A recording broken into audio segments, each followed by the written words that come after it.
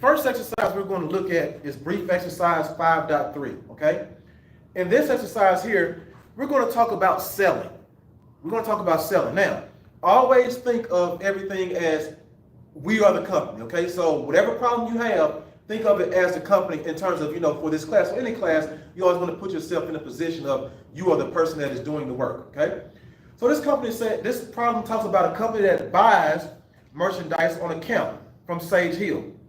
They have a selling price of a certain amount and a cost of goods sold. They use a perpetual inventory system. A perpetual inventory system is a system that constantly updates the inventory as it goes. A periodic system is one that every now and again they do it. So think about us. If we don't have a lot of money, right, we probably can't afford some luxurious type of thing to count inventory. So maybe every month we may have to go in the back and look and count stuff. We may not count it exactly, but the thing is that once a month, once a week, we have to go in and manually count it, or we have to guess how many is there. That means we do it every so often, which means we do it periodically, okay?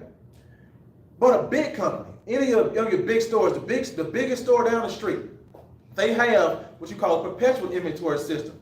That means that every time you swipe something and go out their store, they can tell you how many they have left, presumably. Now, like we said the other day, if we buy 3 of these type of items here and 2 of these type of items, if by chance we go across the thing because they all cost the same, right? Let's say they cost $1 a piece. If we just swipe this 5 times, it's going to take 5 reds out. Of course, that would mean that unfortunately, it's still showing that we have 3 blacks and 1 red, and then we'll order 5 more reds, and your inventory will be off. But the good thing is that we can get some more stuff in. The bad thing is it would be wrong. So that's just a thing that says, look, when you are in a managerial type of position, no matter where you are, always make sure that the inventory that is scanned out, as you want to say, is the correct one. But in general, the perpetual system says that inventory is always updated, okay? Now with inventory, I always like to think of it as taking the inventory out of that room that I'm going to sell, and I'm going to bring it over to there, and that's where we're going to sell it to, okay? I'm going to ship everything out of there. When inventory is in there, inventory, is it inventory on the balance sheet or the income statement? Who says balance sheet? Nod your head. Okay, good, okay? And of course that means that when it takes out of there, it can't just sit here, right? It's got to go to my customer. So it's going to go to the customer through that door, and before it goes off, we're going to put it on the income statement. When we put that in the income statement, we no longer call it inventory, we call it cost of goods sold, okay? So cost of goods sold is an income statement account. The balance sheet shows it as an inventory account, okay? So we always have to do that. So in general, when I sell something, one thing I'm going to do is I'm going to remove my inventory. So this is a credit. It doesn't look like it right now, but I'm going to show a credit on my inventory statement, I'm going to show a credit for inventory.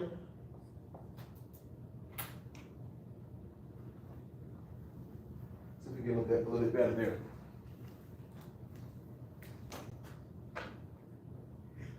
I think that's all we can do today.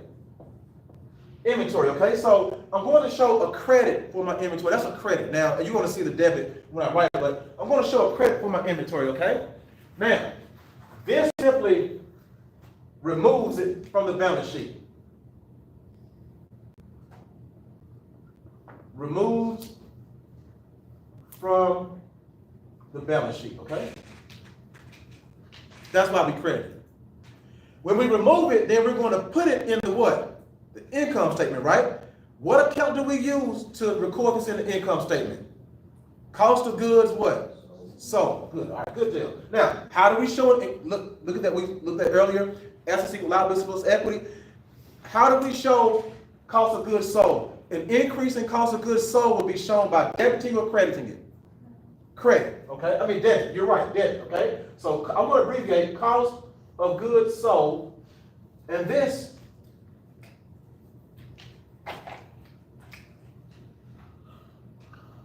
records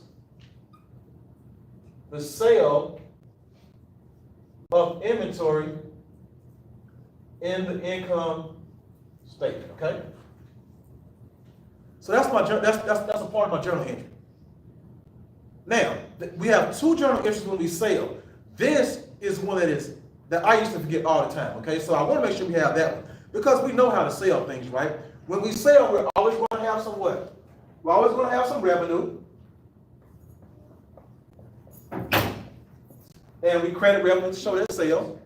And we're either going to receive our revenue in cash, which means they pay me something right now, or we're going to sell it on account, which means we expect to receive it later, and that would be called an accounts receivable, okay? So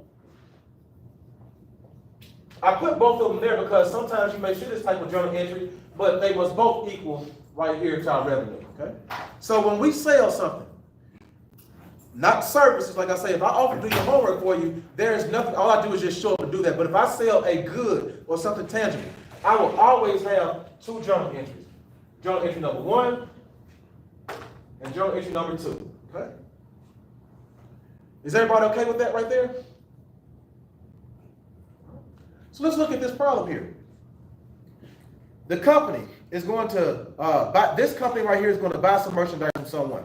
Now the selling price of it is $1,250, and the cost of goods sold is $595. Both companies use the perpetual inventory system. Now this is what we're going to do. Can I erase this right here? Okay, I'm going to erase it because we have two scenarios. We're going to be the company and the buyer this time, but that's okay. You can see the difference between the two. It makes for a good studying tool.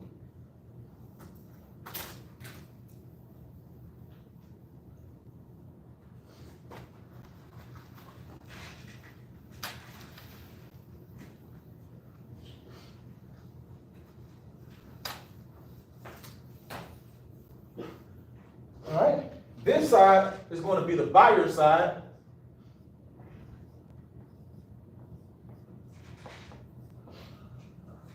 Oh, hey, oh yeah, we're the buyer side over here. And this side is going to be the seller side, okay?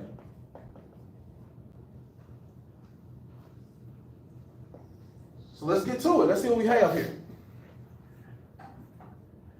We need to journalize each of these three entries. Let's see which one we're looking at first. First of all, we're going to do it as the seller. Oreo Company is the seller, okay? So we are selling something. Now, when we sell something, we're going to sell that on account. When we sell something on account, we're selling. When we sell something on account, we're expecting to receive money, correct? So that means that we're going to record cash, no, because we didn't do that. We're going to record an accounts receivable, okay? This is the seller side, right? On the buyer side, if we buy something on account, are we paying anything right now? No, we'll have to pay something in the future. That's called a liability, in particular, an accounts payable, okay? So when it's talking about on account, that's why I say make sure that we know that we're either the seller or that we're the buyer, okay? And we can think about this, like say when we get an exam, just think of whatever side you're on, and you have your journal entries and think about what the other side is doing as well, okay? So we are the sellers over here. We're the buyers over here, okay? So as buyers, what are we going to record? We're going to record the sale of inventory, okay? I'm sorry. Did I say seller one more time? Which side are we, the sellers over here? I'm sorry about that. I keep mixing that up. We're the sellers on this side.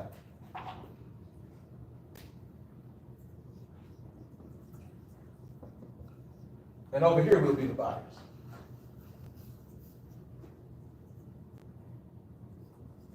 Probably the amount of people that are confusing you. Say again? Probably the amount of people.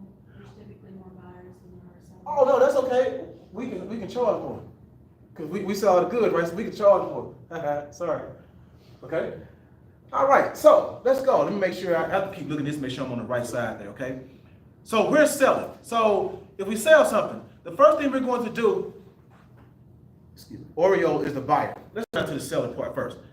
The seller is going to sell merchandise on account. Remember, we need how many journal entries when we sell something? How many do we need? We're the expert. There you go. We need 2 of them, okay? It doesn't matter which one is first.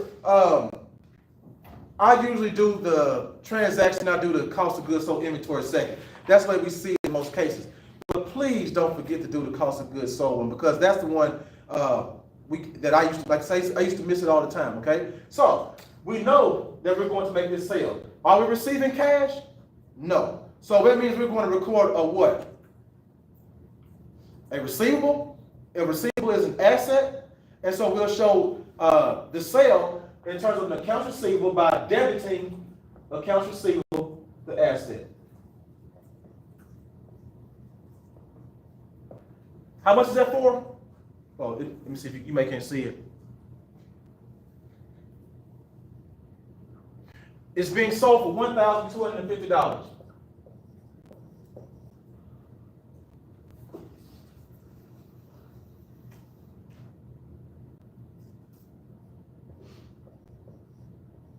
$1,250. Now, when we make that sale, when we make that sale, we have to record some what? Starts with an R, some revenue, right? How do we show the revenue? Revenue falls under the equity side, and we increase equity with the what? With the credit, okay? So we're going to have revenues. It may be called sales revenues for the same amount, okay? Once again, how many journal entries do I need as a seller? Two, that's right, me too. What is the other entry talking about? It's talking about removing our items from our balance sheet, from our storage room to the shipping place, or if you want to call it shipping place, which would be in the income statement, okay? So what do? I need to remove inventory. How do I show a decrease in inventory? How do I show that I remove inventory? With a credit, okay? So there's a credit there for inventory.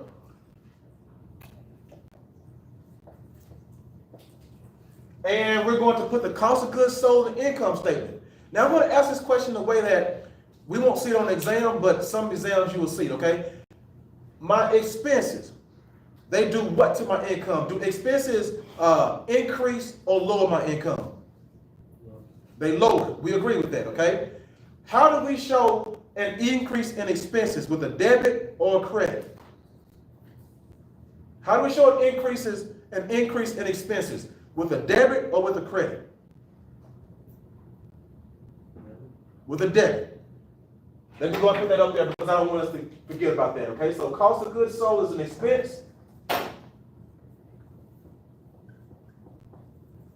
And we increase that with a debit. Now, what effect does this have on the equity section? Does this increase or decrease equity? It decreases equity. Let's think of it like this right here. Our assets equal liabilities plus equity, right? Our revenue, we increase it with a credit, correct? And we decrease it with a debit. We increase equity by increasing our revenues. We agree on that, right? Because we just did that one, okay? We increase our expenses with a debit to expenses, okay?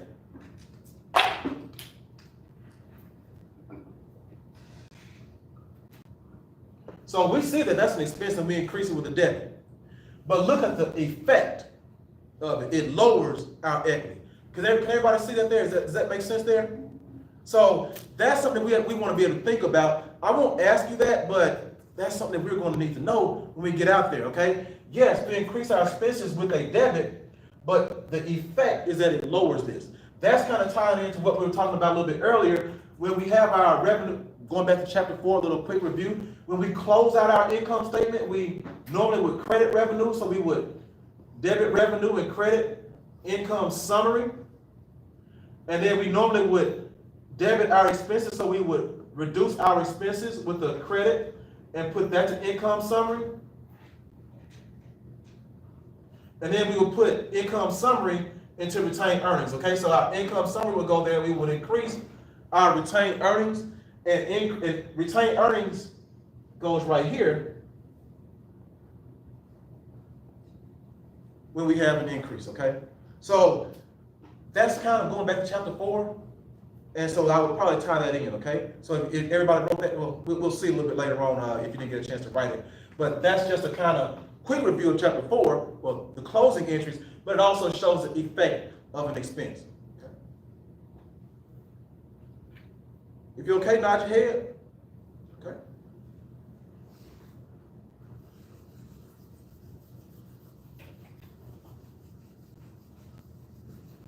I figured nodding your head probably takes a little bit more effort than raising your hand, right?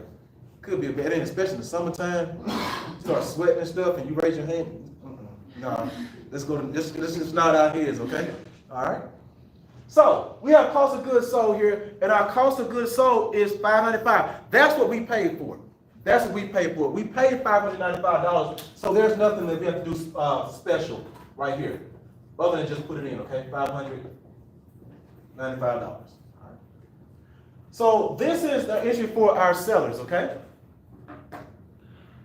Double check everything. Oh, I put the wrong entry in. No. Yeah, there we go, right there. I think I put the wrong number. I apologize.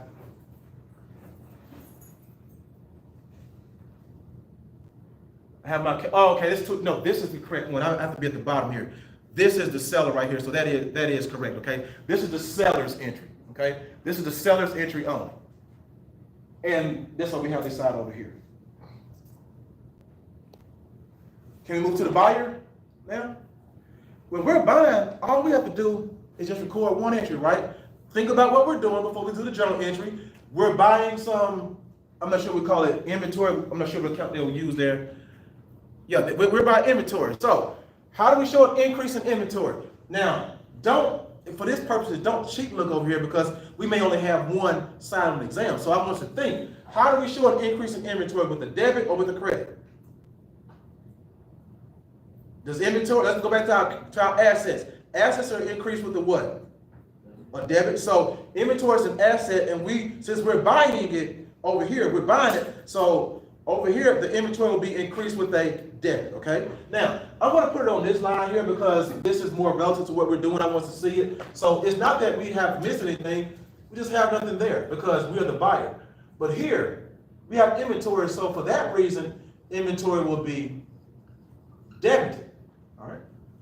Now, am I paying cash? Or am I doing it on account? Am I paying cash or am I doing it on account?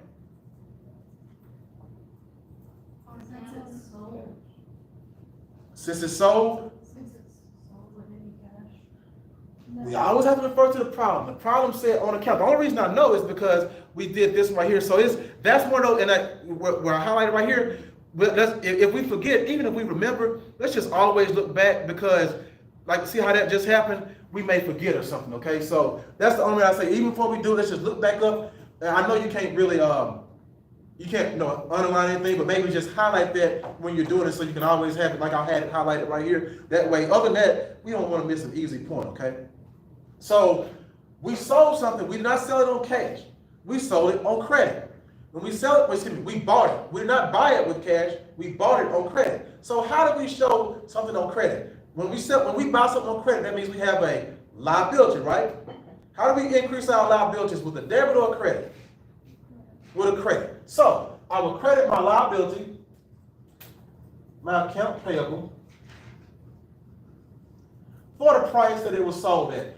It was sold at $1,250. And that makes sense because, look, you sold it for that, and they eventually will give you this amount of money, all right? So that's it for the seller's entries, okay? They may have 2 or 3 of them, but in general, that's what you have. Sometimes as a seller, no, not sometimes, eventually, as you'll see in a second, you have to decide on who's going to pay the shipping costs, okay? Who's going to pay the shipping costs? If the shipping cost is, both of these would be free on board. That's what that means, free on board. If it is free on board shipping point, means that we're selling, right? This is the shipping point. The end of our table is the shipping point, right? Once it gets off that table, if it's free on board shipping point, that means they're responsible for it, right? That means they're responsible for it. So if it's free on board shipping point, then the buyer pays shipping. All right. Free on board shipping point. Just think, you push it all the way off. If it comes off this table, and if it's free on board shipping point, if it breaks right now, they still have to pay for it, right? But what if it's free on board destination? That means that it's going, it's got to go in this airplane, right? Who's responsible for it right here in the airplane? The seller. All while it's on the airplane, it's got to get to the shipping point to be theirs, okay? Is it theirs yet? Now it's theirs, okay? So they pay it if it's free on board shipping point, okay? So this is a free on board shipping point.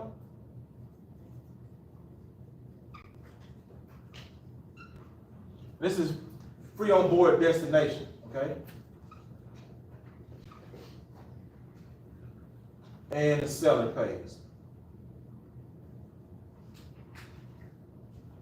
You may see it called shipping, you may see it called freight. So you may see shipping or freight, that's the same thing, okay?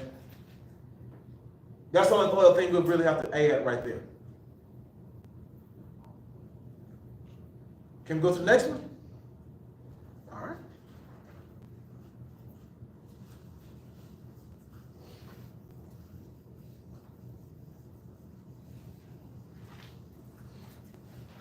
What was the regular under the seller? Say again, please.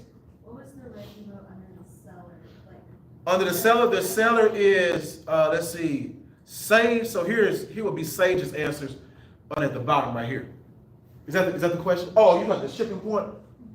the FOB, like. This one would have been shipping, this would have been FOB shipping point right here. Shipping point under the buyer side, okay? Over here is still destination. And that's who's responsible for it. So it's a matter of who's going to pay those costs. And the only thing, like I say, it's not always, obviously if you're buying something like on supply thing on Amazon, it may be understood, you know, but that could be a great negotiating thing. If you don't have a lot of cash up front of your credit, you can't really get credit at that time, then you make an arrange, hey, please pay shipping. You know, those are things you can arrange in terms of when we think about shipping terms, okay? All right, let's go to brief exercise 5.4. And in this exercise here, we're still looking at the same thing. Oh, excuse me, that's 5.5.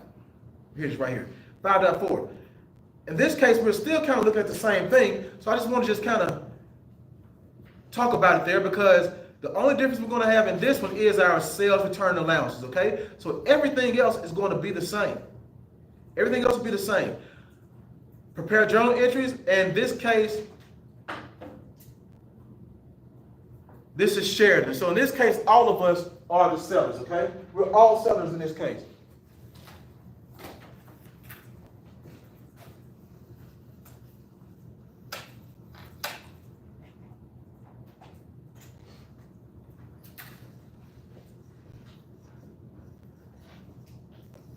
All this is from the seller side. So I'm going to use both sides, but it's related to both sides, all right? So the very first thing we have, on March the 2nd, we are going to sell $944,100 of merchandise with the following terms, okay? Now, what did we talk about the other day, terms? What are terms? Terms have to do with what we talk about, somewhat with shipping a little bit, but not exactly shipping in this case. It's about what kind of discounts are there. Now, I believe the correct way we should probably look at that is this right here. Anytime we can save on something, we should think of it as avoiding interest, okay? So what does that mean here? When we're talking about terms being 310, N30, that means what? Green in this case would be good. 310, N30. This means that if a person pays in full within 10 days, pay in full in 10 days,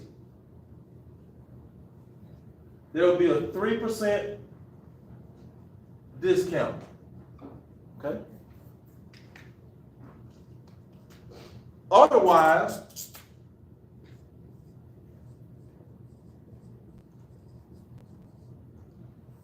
pay the full in 30 days. Now, this can be 2%, 1%, 5%. We don't know what that is. We always will know here, but different products may have different things, okay? So that's the terminology. Pay in full in 10 days, 3% discount. Otherwise, pay the net. Pay the net in 30 days, okay? And actually, there should be a comma right here that should go towards.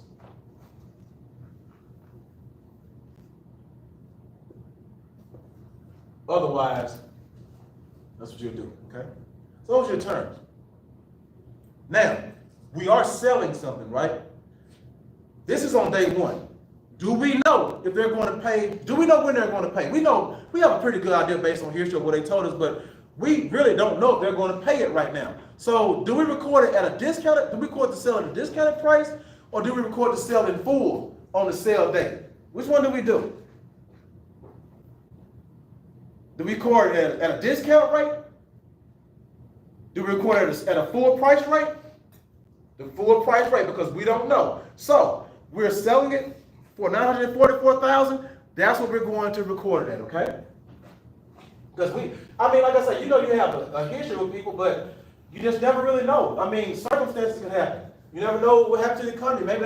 Maybe all of their customers go away. So we have to record it at what we sell it at, just to be on the safe side. What's the journal entry for that? Record the sale portion. What's the journal entry? I debit what? Accounts receivable, because it is sold on credit. I debit accounts receivable. And I credit what? I earned some, starts with R, revenues, so I credit revenues.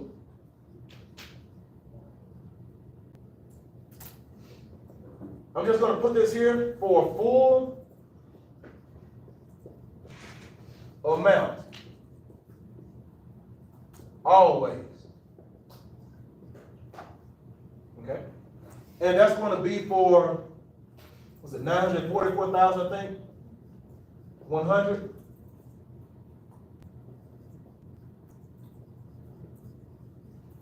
All right. So that's the first part of it. With any sale, we must have how many entries? 2. What's the other entry going to be about? Let's make sure we know what it's about. What's the other entry about? Recording the transfer of the inventory from the balance sheet to the what? Income statement. That means we will show the income statement on the account called cost of goods, and we increase that with a debit. That's right, okay? Increase with the debit. So cost of goods sold. I'm just going to put expense just so we can remember that that's what it is. You're not going to see it like that, but we want to remember it's an expense, okay? And we're going to credit what?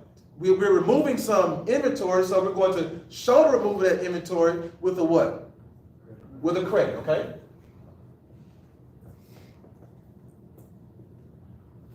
For how much? It tells us the cost was $529,100.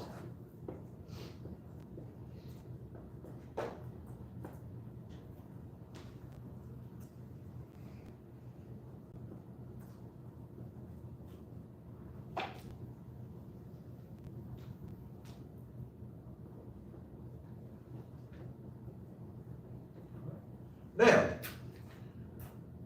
any questions so far? Let me just do this just for us. Make sure we just remember a couple of things here. We always have our assets equals liabilities plus equity, right? And we know that inventory, first of all, we increase assets with a debit. And so if we were buying inventory, if we buy inventory,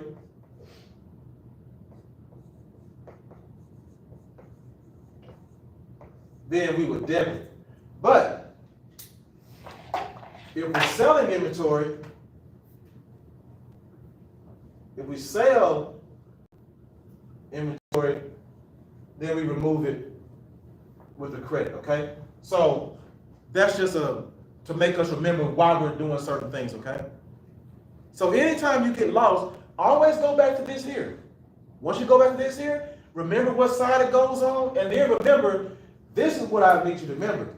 The effect. This tells me the overall effect. Remember, the overall effect is going to tell me what side I put it on, whether debit or credit, okay? Any questions on that part? All right, let's keep going.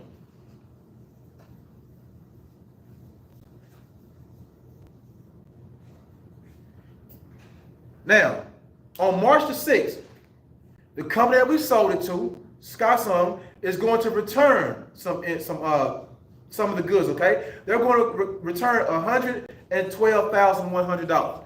Before I do it now, this is the case, we're all the sellers. We sold this. We had 2 entries to show this sale, right? When they return something, how many entries do you think we're going to have? 2. Because we have to do what? Reverse the sale, that's 1.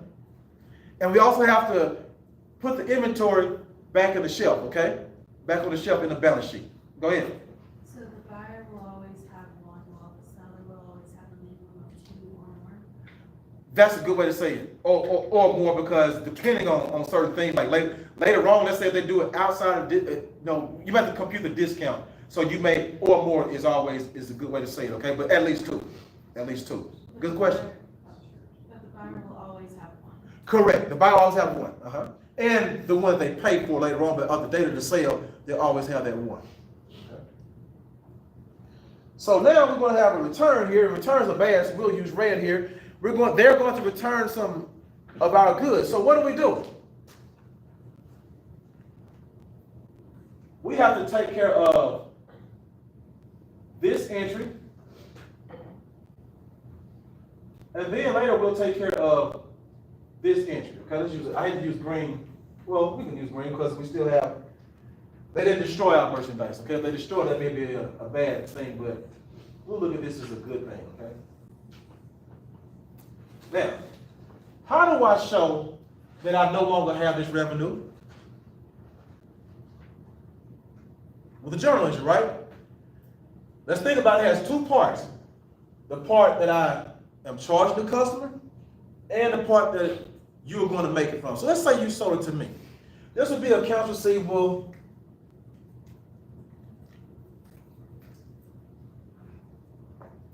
to me, okay?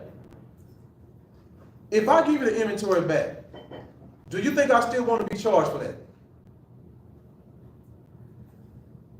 I don't want to be charged for that, right? So what's the right thing for you to do? The right thing for you to do would be what? Remove this so I won't get charged, right? How do you remove that, with a debit or a credit?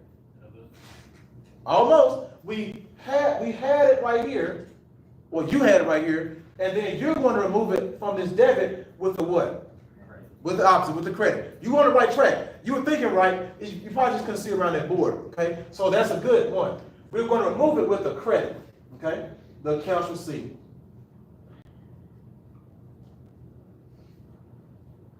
All right. Now, you can't keep the revenue. So true or false? You debit the revenue to take it off. False. Why? How did we say the other day? That's right. We don't never debit revenue. Never debit revenue, okay? And we must do that using a different type, which would be called, in this case, it makes sense what it's called too, sales returns.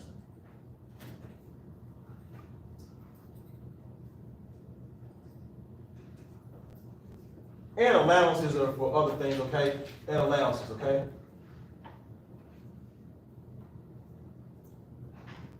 So sales returns and allowances. That makes sense. And it was for how much? It was for, that's for the sale portion, $112,000 worth, okay?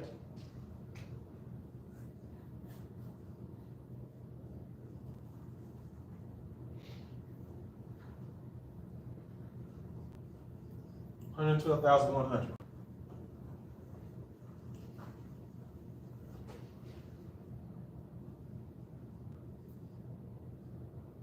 And we must also remove or put the cost of goods sold where it needs to be removed from the income statement. And then with that, we must also put the inventory back where it belongs in the balance sheet. How do we, remember, usually when we buy inventory, we use a debit to show an increase, right? But if we're getting it from someone else, do we use the same thing? Yes, because all we're doing is just putting back what we took off. So it's going to have the same name. Instead of this debit, instead of this credit right here, you will debit the inventory. And then we have to remove the cost of goods sold. Now, we can remove that actual account. Cost of goods sold, okay? For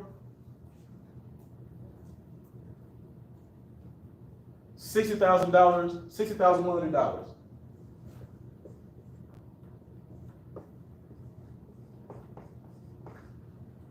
right. Check our work. And that's what we have. Okay. Everybody good so far?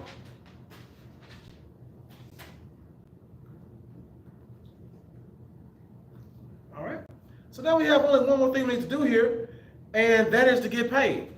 Now, this one we have to kind of look for a second. We sold this on March the 2nd. The terms was to get a discount in 10 days, right? So how do we know, do we have 10 days? Yes, we're doing this within 10 days. So we're going to give them a discount. But I want us to remember that as buyers, we're really avoiding interest, okay? That's really what we're doing.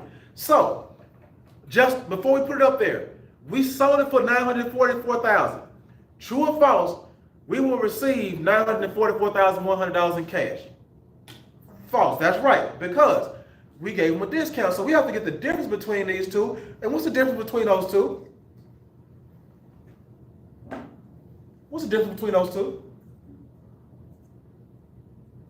Check it out while I erase. I'm gonna have to erase this. Is that okay? Everybody got this in your notes? Okay, I'm gonna erase this so we can put it where we can see all the entries, okay?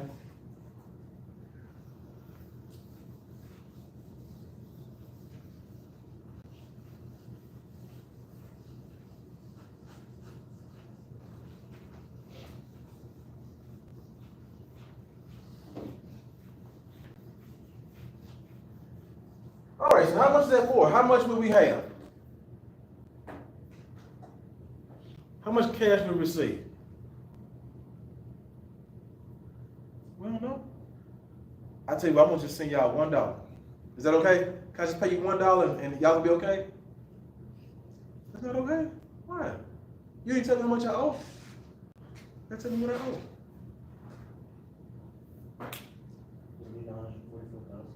No, well, I mean, yeah, we can take $944,000, but we be wrong though. We be wrong for that. Only reason we be wrong now, and that's, I mean, I'm glad you said it because we want to think. He asking, will we get the right amount? No, it won't be the right amount because we sold this to them, but they returned this much. So it has to be the difference between those two, which means we will subtract it. Okay? So that, I mean. Good. It's good to get those things out your system before we get to the exam. So, anybody got the answer for me?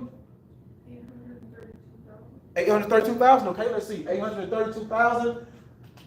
We'll put both of these because we know that it's going to be. Well, excuse me. We're receiving cash of 832,000, right? Cash of 832,000. Now. That means, let's walk through this for a second before we get going. We previously had accounts receivables of $944,100. That was our balance on the 2nd of March. Then on the 6th of March, they returned $112,000.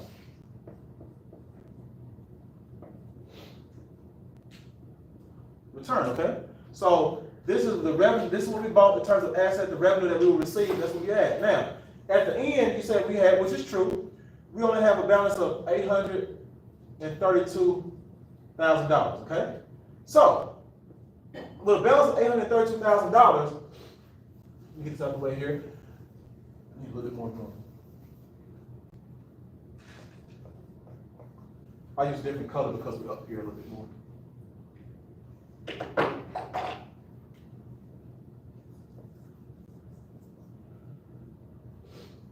This is our balance right here. This is our ending. This is the ending balance of receivables we expect to receive. Remember, right now on our books they owe us $832,000. Correct? Is that true or false? I have to make a modification. They owe us $832,000 if they pay it after the discount, right? But because they're paying it before the discount, they don't owe us that. We already agreed. We agreed to a 3% discount if paid in 10 days. So instead of paying this, instead of paying this, then we pay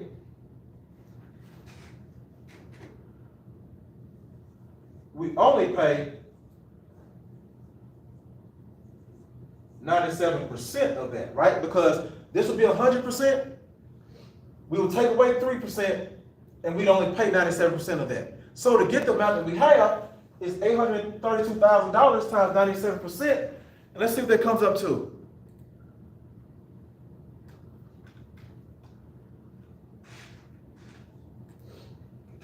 $832,000 times 97%, $807,040, okay? Make sure I put that in correctly. 807,040. So this is what we will collect. Okay. So just to kind of look at that again, the beginning balance was right there. We're good, right? Now, that's what we stole it for. Then they return this, right? So it's only right that they're responsible for this right here.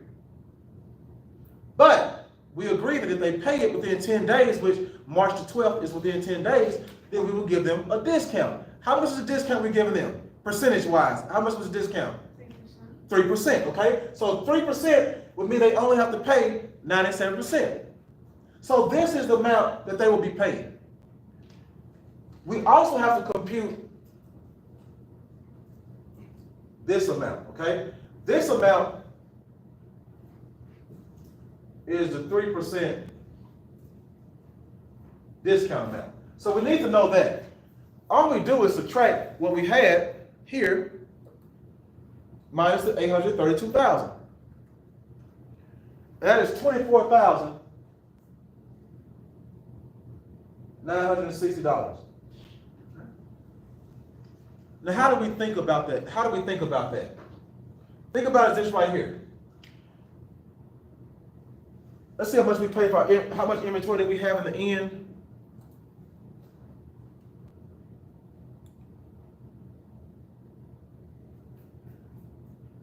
If we had inventory that was worth our accounts receivable balance at $832,000, then look, inventory was $832,000, right? We agree with that? Now, I'm just going to move this over here. The buyer, or let's say it this way.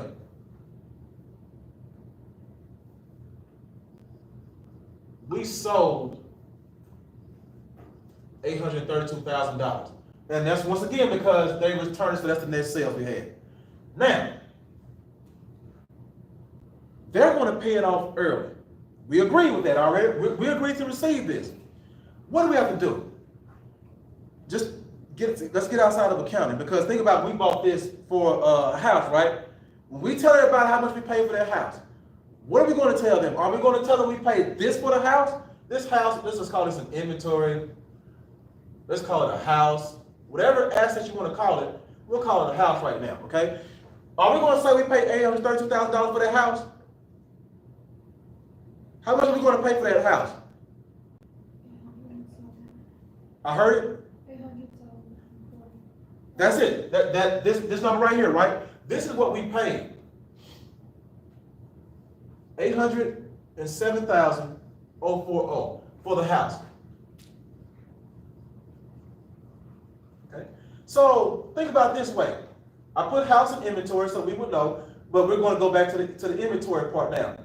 If we previously had inventory of $832,000 and we only paid $807,040, then our sale of inventory should be that much less, right? Does that make sense? Okay. So what does that mean? Now we can go to the journal entry. I'm going to do the journal entry right here. Understand that I'm going to shift it from over there to over here. We're only going to receive cash for what we agreed to, $870,000. Why? Because we sold it for this amount, $944. They returned $112.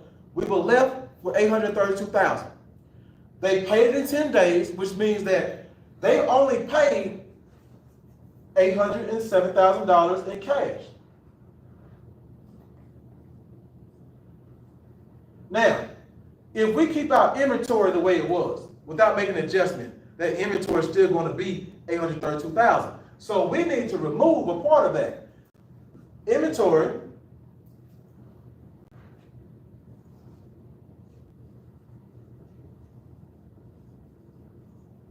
is reduced now by the $24,960. And what do I mean by reduced? To the customer is reduced, but we have to imaginarily put it back in our books, okay? We have to imaginarily put it back in our books. I say it's imaginary because if you bought it at first, you would have only paid that. If they gave us a 3% discount up front, this is what we would have paid. But we didn't know that it was going to be, that they were going to pay it, so we have to put that back on the books. And then we can finally finish that journal entry out. Let's see, they receive that. We can get the whole entire accounts receivable balance off of there. AR stands for accounts receivable for the full $832,000. I'm going to explain it again, but is everybody okay so far with that? Okay, I'm going to erase this and I'm going to explain it one more time, just to make sure we have it here.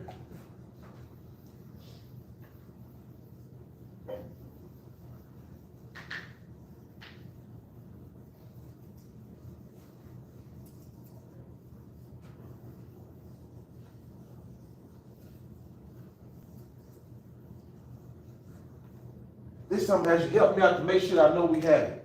Originally, it's our company. It's our company, right? It's our company. We sold for $800,000. We sold $944,000 worth of merchandise. Okay, we're going to do it in this format right here: assets equal liabilities plus equity. So we sold, let's see, some inventory or some merchandise for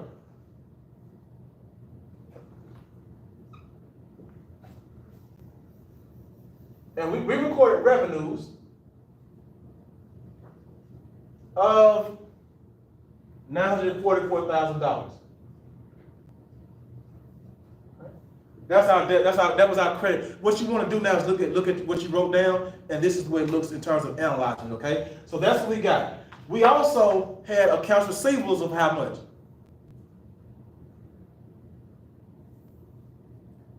How much did you write down for your accounts receivable on your journal entry?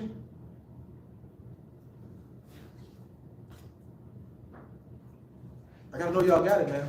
Full price. The full price, which was the $944. $944. There you go. That's right. Okay, $944,000.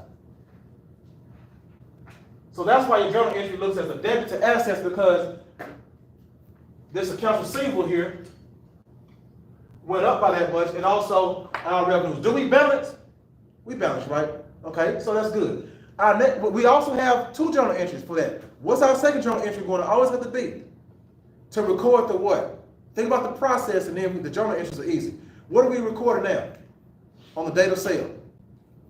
The cost of the cash you actually got. Almost, we took that inventory out, and we had to actually get it to them over there. So we have to take that inventory out of that room there and put it over there to be sold. And once it gets over there, we can record on the income statement under an account called cost of goods sold. Okay, so we have cost of goods sold, and we put that as an increase of $529,000. Okay, and we also removed our inventory.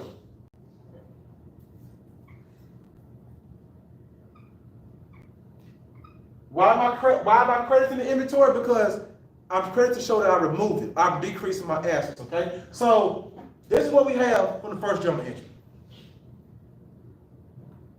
Everybody pretty good now? What's the abbreviation of the red one? Inventory over there, cost of goods sold here, and then the red. This one you want in the red, okay? Now, on March the 6th, the company returned merchandise that cost $60,000, okay? So they returned merchandise. We previously sold this, right? If they return it, what is that going to do for our inventory? This decreased the inventory we had. We got this out, but now they returned it. We have to put it back in our asset book, right? Put it back in that room. So how are we sure putting it back in, with a debit or a credit? With a debit for the $112,000.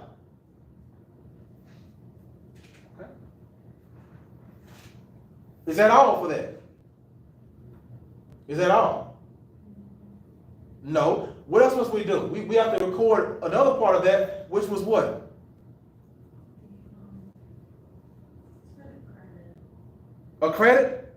It's for the creditors to get even. Okay, which side does the credit go on? On the right, for this one here, right? Okay.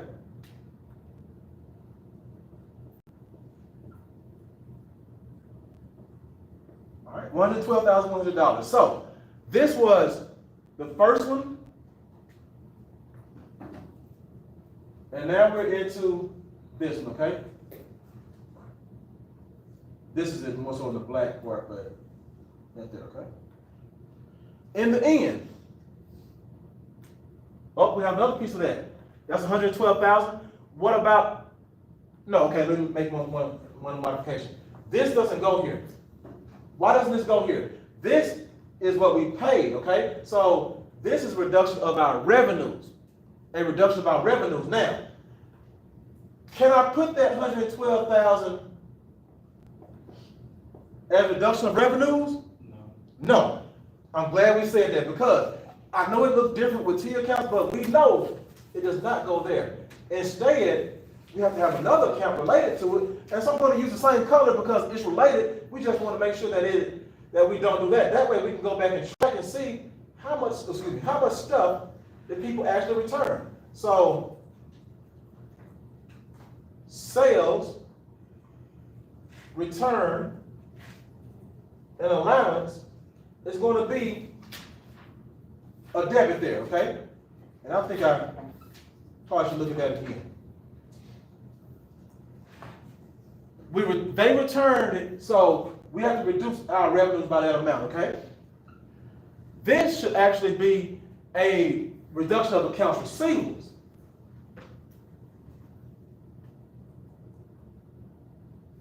Why is that? Because our journal entries at first had a debit and a credit for that amount. So this amount here is related to that, okay? And in terms of our original sale, it was related to that right there, okay? Basically, our journal entries, you just take them off of the debits and credits, and you put them in as a journal entry, okay? Does those lines help you out there to see where the colors? I don't have enough colors to go around though, okay? All right. So we look at the impact. Right now, we're still balanced. So at the very least, we're probably right. We know we're right because we did it, but if we were checking to see something, then we would know that. See, that's how I messed up and saw I put it on the wrong one. I saw that didn't balance, so I had to go back and make sure that I balanced at least, okay?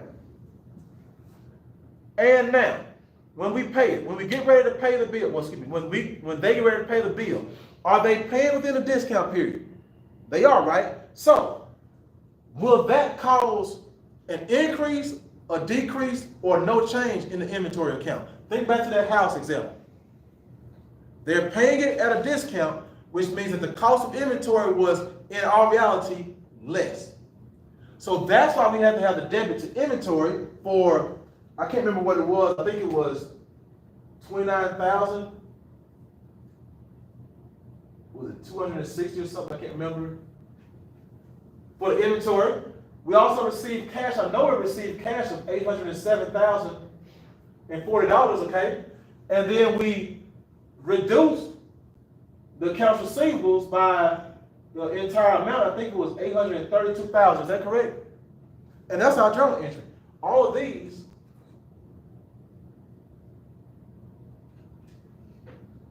are related.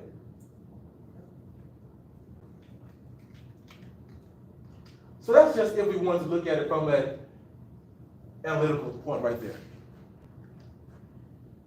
All right. Everybody good?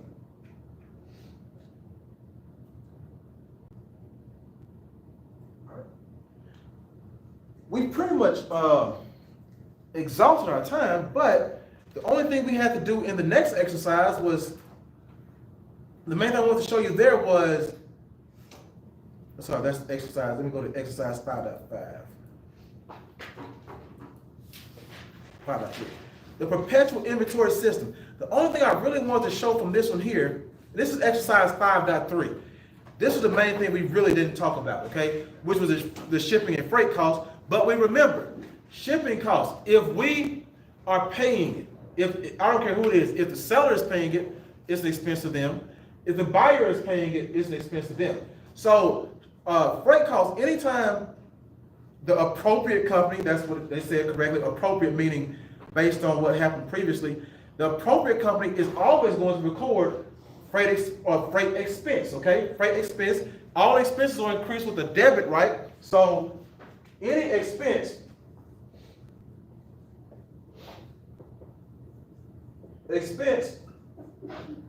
is going to increase with the debit. So your freight expense would be increased with a debit only for the amount $650,000. Now, only thing is you have to credit the cash account that they paid it from, or credit that to some other accounts receivable, because more likely it'll be another shipping company. So this is probably not going to go to the same. If you think about ordering something from Amazon, I know we sent all our money to Amazon or whatever, but in the end, they have to send it to UPS or USPS or whoever it is. So that's the only thing, and we can see that down here on number 6, okay? So if it's the seller, if the buyer is paying it, it will be, let me go back up here. Riverbed Company use a perpetual system. They have the following transactions. They purchase this amount from this company at shipping point. Since this company purchased it at shipping point, this company purchased at shipping point, the buyer purchased it at shipping point, then it is the same as paying inventory costs. So when we see any expense, in this case freight expense, this applies to the seller. Okay? That applies to the seller. If we talk about, I'm going to use the term expense over here, understanding we're talking about inventory expense. So it's not inventory expense, but I want to make sure that we know that we're talking about, let's put inventory freight expense. Inventory freight expense. If the buyer is paying for it, then the buyer records freight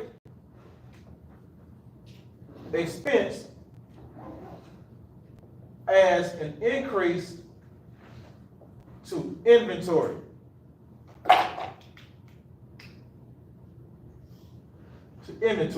So, keyword, buyer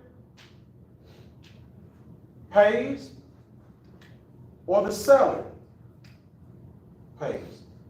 Depending on who it is what account we will call. So if the seller has to pay it, it's going to be freight expense, or shipping is probably going to be freight expense on our books, okay?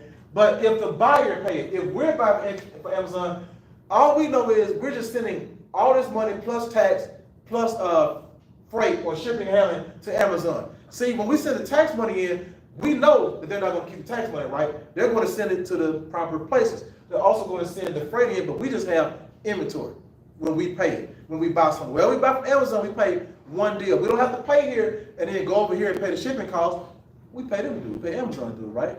But if we are selling ourselves, if we're selling ourselves, then we sell the goods, but we also have to record a separate freight. Why don't we want to include that as part of it? Because we need to see how much we're paying for freight. If we go back and see some good number, we may stay with that company. We may let them keep shipping our goods. Let's say if we were, obviously this makes perfect sense, but if we were shipping it by airmail, we know that's going to cost a lot, right? Right?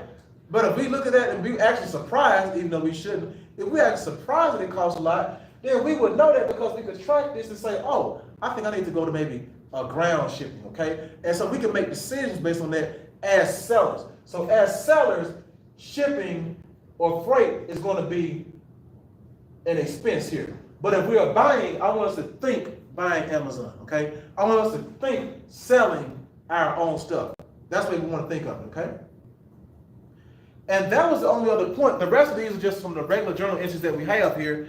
And from there, we should be able to continue next time with our questions for our exam.